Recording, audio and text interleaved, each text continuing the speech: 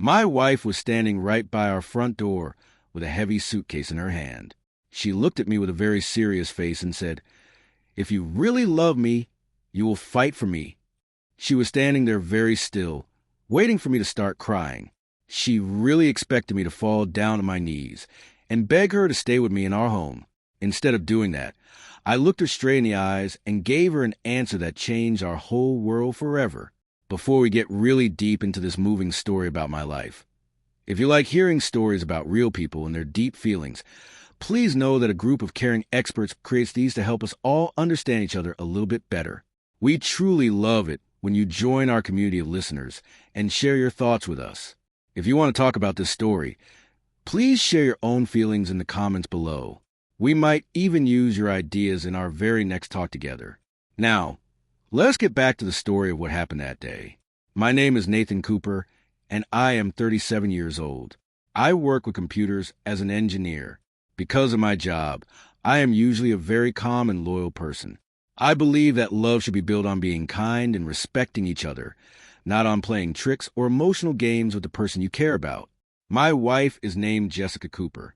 She is 35 and works as a marketing manager. She is very smart, and she has always liked to be independent and do things on her own. However, she had recently been listening to some friends who thought that a good relationship should always be tested to see if it is strong. Her best friend is named Melissa Grant. Melissa is 36 years old, very loud, and always very sure of herself. She was always telling Jessica that she should see how hard I would fight to keep her from leaving. Jessica and I had been married for 7 years. Our marriage was not always perfect, because no marriage is. We had our little arguments sometimes, and life could get very busy with our work. But I always felt that we fixed our problems by talking together. Then, something started to feel different. Jessica began saying some very strange things that didn't sound like her at all.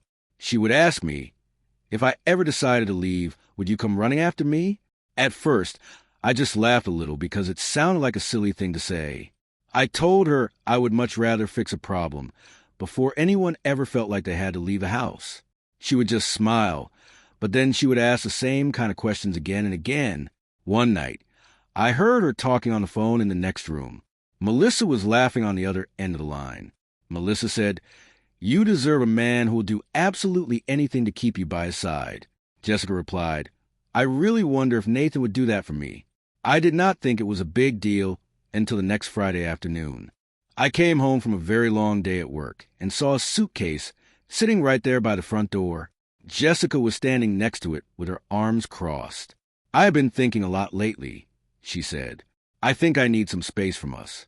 I stayed very calm even though I was surprised. I said, "I am very sorry to hear that you feel that way." She nodded her head slowly. "If you really love me, then fight for me," she said. The whole room went very quiet for a long time. I looked at her for a few seconds. Then I said very quietly, "Love is not proven by chasing after someone who is already walking away from you." Her confident face completely disappeared as soon as I said those words. "What do you mean?" she asked me. I told her, "I will always fight for our marriage, but I will not fight for a place in the heart of someone who wants to test me." She just stood there and stared at me like she didn't know what to say. "So, you are not even going to try and stop me from leaving?" I answered her honestly from my heart. "I have spent many years showing you that I love you every single day. If that is not enough for you, then begging you will not change anything now."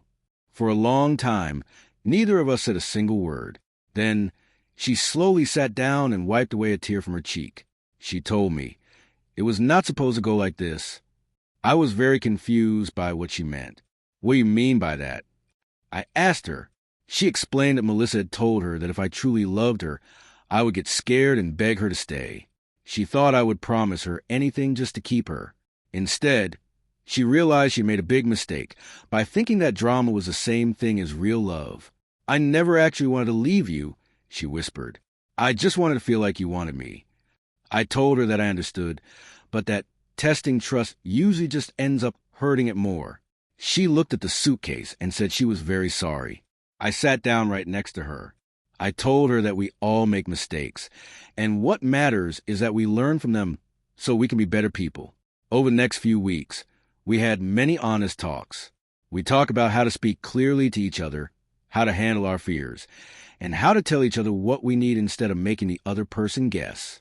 Jessica also admitted she had been listening too much to people who did not have to live with the choices she made. Slowly, we rebuilt the trust that almost broke that day. Looking back, people asked what my sentence really meant. It was not about giving up or being proud. It was about knowing that healthy love is not built on threats or games. Sometimes, the strongest way to fight for someone is to refuse to play games. Real love does not ask how hard you will chase. It asks how you can choose each other even when life gets hard,